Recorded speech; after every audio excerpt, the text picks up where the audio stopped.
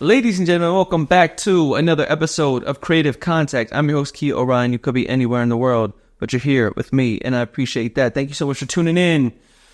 As always, if I got you here with the clickbait, I promise we're going to get to the fun, sexy shit, because everybody trying to know, so here's the deal. Listen, if you want to get to that, skip ahead. I'm going to get to the stuff that's spicy, I promise. But this was a little bit of clickbait to get you here. It's not a Kia pod if I don't talk about the writing first, people. I got to talk about what's first and foremost most important. We're going to talk about the writing, but I will talk about sexy shit later on, I promise. So skip ahead, you'll get to the fun stuff. But first and foremost, Kia update, creativity, life, what is going on? Last month in Buenos Aires, which is why I'm fucking turtled up, as you can see. I'm going to be EMS that I've disguised. I've got, my turtle costume out here because I'm cold, y'all. Period. I'm cold. When it drops below 55, that's how much of a wuss I've become. When it drops below 55, I bust out the thermals. I bust out the sweatshirt, the hat, the jacket. I'm a lizard these days. I'm cold-blooded. I need a hot rock. I need a little bit of sunshine to keep me warm. When it gets to be this cold, it's time for your boy to say sayonara. And so I'm going to be bouncing out of here. It's my last month, last few weeks. And I'm really taking this last chunk of time. It's been such an adventure here in Buenos Aires, like emotionally, mentally, spiritually, all of that. I'm going to talk about that later on. Right now, I want to dial in a couple fun, kind of sexy things I want to talk to you about. Also, some not so sexy things I want to talk to you about. But really, the lowdown is this last month, this last chunk, I'm taking to really bust out the final piece of the manuscript. This is the Rockstar manuscript that I've been talking about, which is maybe a little bit of memoir, maybe a little bit of autofiction. It's my first real foray into like a full-length novel. So far, it's only been kind of like short stories, and this still feels a little bit like that because it's not the most like thematically, I think, like well-connected novel ever. It's kind of like little chunks, little vignettes throughout kind of life that I've lead into and kind of fictionalized a little bit, but it's sort of my last hurrah, putting to sleep this identity of the music dream for myself, kind of where that stemmed from, kind of some different fun adventures along the way over the last 15 years, and kind of the final wrap-up section too, what that kind of dream looked like when it was crashing and burning in LA and in Atlanta during those studio sessions. So that book is coming along. Like I said, I'm not landing the plane yet. I feel like I'm descending. Like we've definitely, the seat backs are up, the tray tables are stowed, but, electronics are now back in airplane mode, but we aren't landing it yet, but we're coming, the lights at the end of the tunnel. I'm mixing metaphors here, but like, I can start to see things kind of coming together a little bit more in a way that I'm like, okay, this could be cool. The more, like anything, right, the more I think I have, there's some sort of, it's psychological effect. It's like Van Krooniger or whatever, I can't remember the name, but it's pretty much when you're first starting something, you think you're way better than you are. And I really feel like that with my writing, where I'm not saying my writing's great, but I think the more I understand about writing, I'm glad that I know as little as I do, because I don't think I'd have as much hubris to like write as much and publish as much as I feel inspired to do if I knew kind of what I know now starting the project. And it's like the more I learn about writing, it almost like makes me want to write less, like anything, because you realize how hard it really is, how difficult the craft, how much it really does take to master a craft like this. And I'm not saying that I have to be a master, but to understand what it makes to be something good. Like anything, it takes a lot of work and time. And I think there's a reason why a lot of people get their MFA and then never write again. And so I kind of walk this dance between really striving to be great and wanting to improve and wanting to make the best thing I possibly can. At the same time, understanding it's not that serious.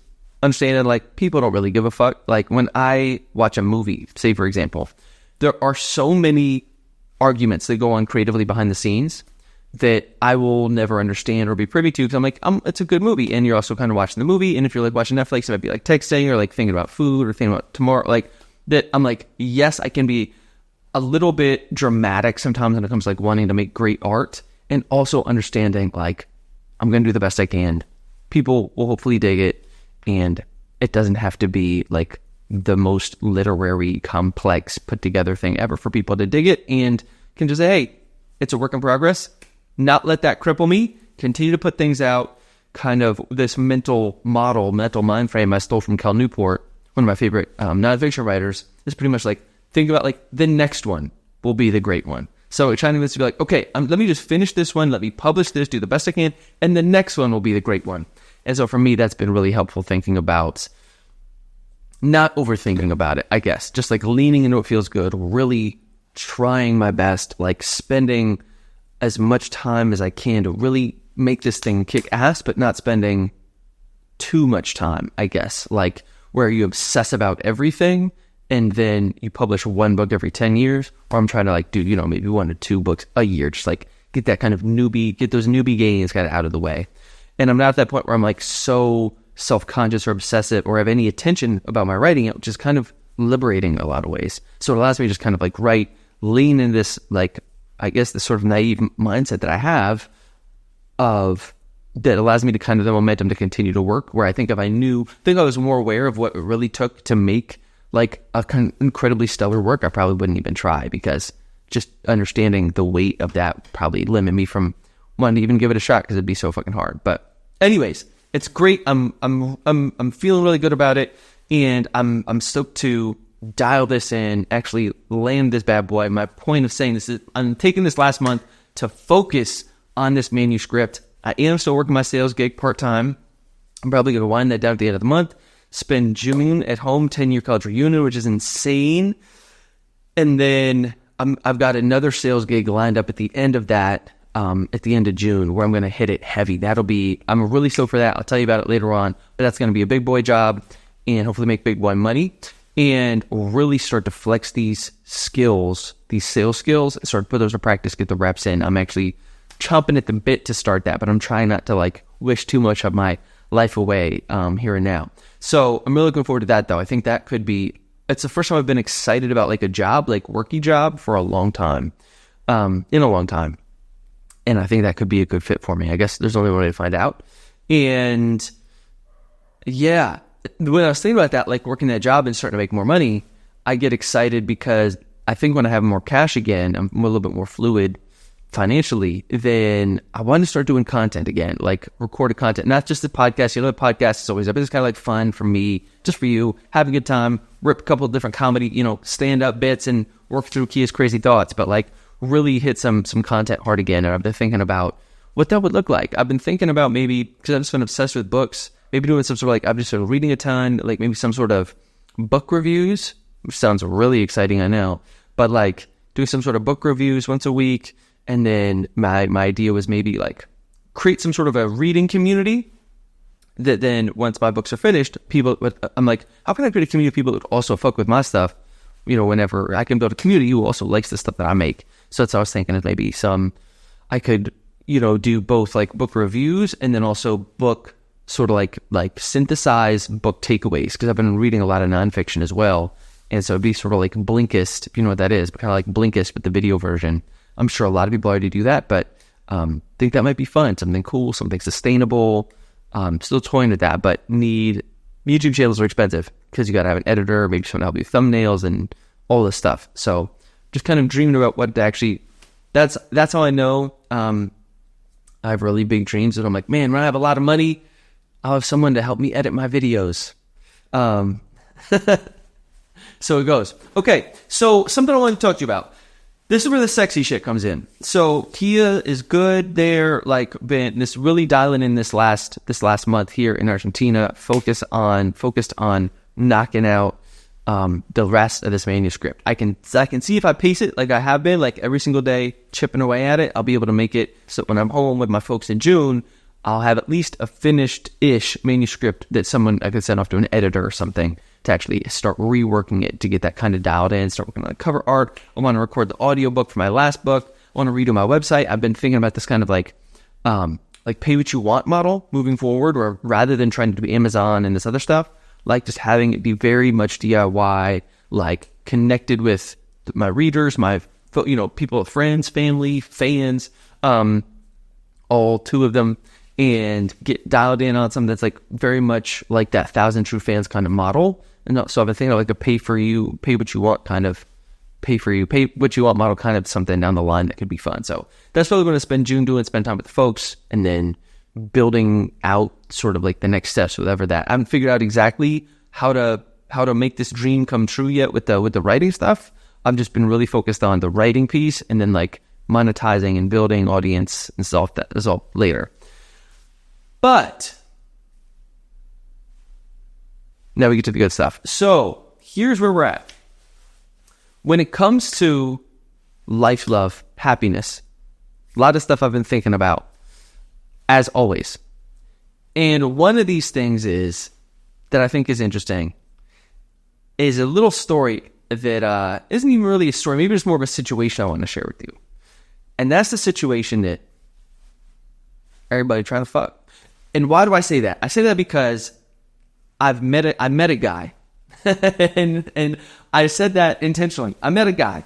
So I think it's interesting. The more that I dive into sales, learn more about sales, the more I'm realizing that sales and like dating have a lot of overlap in them.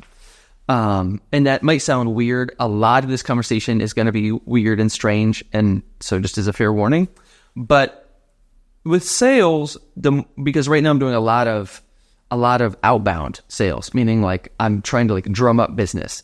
And so you're kind of like, you're trying to like get people interested. And then it's like a lot of like daily follow up and trying to like nurture those leads and then eventually close them. And the more that I'm doing that, I'm seeing this exact parallel with dating. What do I mean by that? So recently I've been going to this new gym out here, and it's interesting because I go early in the mornings, and this kind of Argentinian lifestyle is very much it's an evening culture. A lot of, I think, Latin American culture is sort of like an evening culture. Like things happen. It's kind of European in that regard. Restaurants don't even like open until 7:38, and like people eat dinner at 9 or 9:30. It's just kind of like things happen more in the evening, and people are out and about, which is like the antithesis of how I live because I'm fucking in bed by 9 and up by 5:45. So when I'm in the gym, interestingly in the mornings, a lot of times I'm realizing the other people that are in the gym, I can just hear people that are talking and stuff, they're Brazilians. And I think that makes a lot of sense that like, I think when I was down in Brazil too, like there's a real strong heart of fitness in the Brazil community. I think like sex and being attractive and physical and being physical and physical, there's just like all kind of ties together in this Brazilian culture, which again, I'm generalizing here, but to me, I at least felt that when I was in Rio. Like it feels, you can almost like, it's like the air almost like cackles like with electricity. It's like, I think crackles is the word I was going for. It's not laughing at you. It has more feels almost like the static that's like in the fucking air, and it like charges you. Like you feel it in your body almost. And because the weather's great, everybody's half naked all the time. Like you want to look good. And like, there's this like dancing and everybody's fucking. And it's just like this is very much, like mixed together, dancing, lively, vibrant culture that sex is a big piece of. And so I think because of that, they're very aware and conscious of like looking good and being fit. And so in the gym, there was this girl that I thought was really cute. And she had really sweet smile. And she would like give me the eyes sometimes, just like, I wasn't sure if it was like the like, yo, you should come talk to me eyes, but just like, or maybe I was just like a dude and happened to be around and maybe I was reading into it. But she had like this high ponytail, which I just thought was super cute too. I like the little high ponytail. If I had hair, I'd probably have one of those too. If I was a lady, I just like the high pony. This long, black, silky hair. She was just a cutie. And I was like, I need to find a way to talk to this girl just to see what's going on. And so I didn't want to force it though. Sometimes I think it is a good idea to just like, you bite the bullet, you see the girl, you think it's cute, like you got to approach and say something. But in the gym, I was like, if you see each other every day, I'm like, I probably don't need to force it. I could probably wait for an opportunity to come up that'll be a little bit more natural. And then it was like, boom, this is one. She was on the leg press. I need to use the leg press. Other one was taken. So I was like, cool, this would be a good chance to talk to her. Be like, hey, how many more sets do you have? And then kind of do that little dance of like waiting for her to get off and then using it after her. So did that. Went up, said, hey, blah, blah, blah. She's like, got one more set. I'm like, cool. Kind of chilled from the cup for a second and waited. And then when she got off, she started like, I knew she was going to ask me how many weights I wanted on there. So I was like, all of them. No, I'm just kidding. I was like, no, please take these off. You're you're stronger than me. I'm not gonna be able to do all this shit. So I was like, oh, just leave a couple. And so we're like kind of like unracking the weights from the leg press machine together. And I was like, I think I asked her, like, are you porteña? Like, eres porteña? Like, porteña is like a person from Buenos Aires. And she's like, no. And but she had the accent, like like the show, like there's this kind of like shushy accent, kind of like Italian accent here. And I was like, oh wow, but I was like, you have the accent. She's like, yeah, but she's like, I'm actually Brazilian.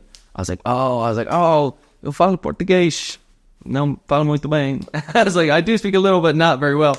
But I was like, oh, I love your cut, because I do love Brazil. So I just started I got super hyped, started chatting her about Brazil, and then got her Instagram. We were chatting a little bit, and it was interesting how then the sales shit, I was like, okay, I got a warm lead here. I was like, after the gym, I was like, hey, awesome. Like, awesome to meet you. It's Kia, blah, blah, blah. And just kind of like hit her up, a little bit. She kind of chatted back. And then like the next day, hit her up. She kind of like chatted back. And we had this sort of like back and forth going a little bit on Instagram. And then I was like, hey, I asked her, are you single? ¿Estás soltera? And she was like, hey, I just got out of something, so I'm not looking for anything serious. I was like, totally cool. I get it. No sweat. But at the same time, in this duration, whenever this was happening, in the mornings when I would walk back from the gym, I would walk by this like nice apartment building, and they would have like the little, like the portero guy, like the little dude who like the porter. I was like, what's the word in English? Porter. Like the guy who like takes care of the building. Outside, he was this kind of like little chunky dude, had cool kind of slicked hair, Argentinian dude, tatted, probably mid-late 30s, like kind of roly-poly a little bit, but sweet. And he'd see me come by every morning. And so I'd just like say what's up to him. And then eventually we'd chat a little bit. And eventually he's like, hey, he's like, he was like, you always coming from the gym, right? I was like, yeah, I'm going from the gym. He's like, I give massages. He's like, you should take my card. I was like, okay, cool. I'm definitely here for it. And then I took his card for the massages, and I thought I had it right there somewhere. It seemed like it was like a legit card, but like maybe not totally. It just seemed like it wasn't the best graphically designed. We'll put it like that. And so anyways, I hit him up. I texted him on the card to say like, hey, it's Kia. Tell me, some of your prices or whatever. And then he starts, as soon as I text him and he gets my number, it's like off to the races for this guy, where he starts like, I'm not sure if you can see that. Like, but like this dude is like texting. I'm holding this up the phone for the podcast, folks. I'm holding the phone up to the camera so you can see. It's like this man is texting me just like every day. It's like this man. He's like, oh, I got a warm lead, and so it's just funny to see this guy having the same approach that I had with the little brasilera, and he is like he'd be great in sales because he is so persistent. Like every day, I don't respond, and he like texts me again, and I don't respond. He texts me again, and a part of me was thinking about, he was like, oh, well, sometimes you want to come through like for massage. He's like, I'll give you your first one for free. And I was like, well, I've never wanted to turn down a deal, and so it was interesting just thinking about this guy, the same approach I had with this lady, this guy had for me, and how exactly same with kind of the sales stuff, follow up with warm leads, like how I'm great at, same with my sales business, I'm great as I'm great at drumming up business, but I'm terrible at closing the deal.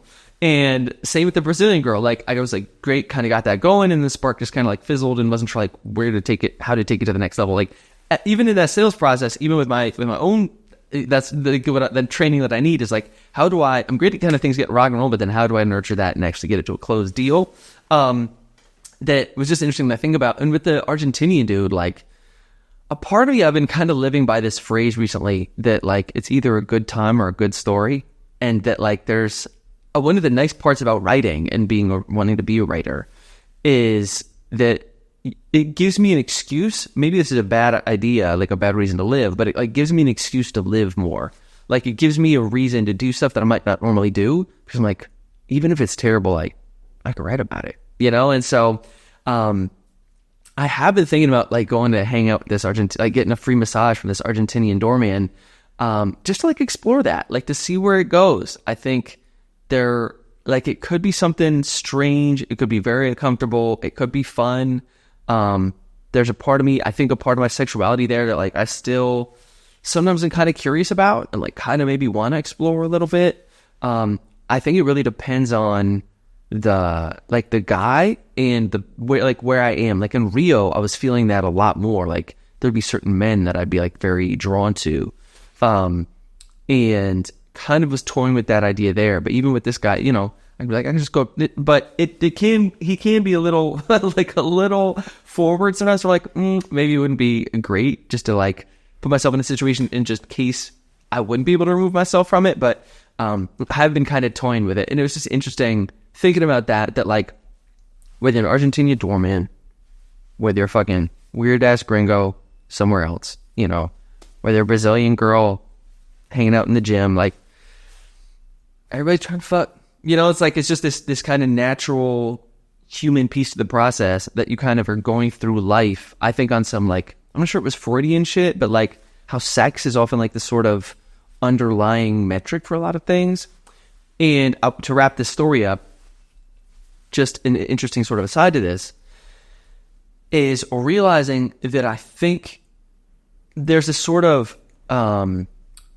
this like, I don't know, maybe a theory, I don't know what the name for it, but sort of this idea that I'm thinking about that like, I think I've gotten to that point where, yes, with this like Brazilian girl, I'm like, this would be cool, but maybe the reason I'm troubled closing and like want like really take her out or try to do anything with it is I've kind of hit this point where, speaking of sex being the underlying motivator for everything, I've hit this point where maybe I'm talking myself out of shit, which could be very true. But number two is, as like almost like I've had enough casual sex. Like I'm almost like just ready.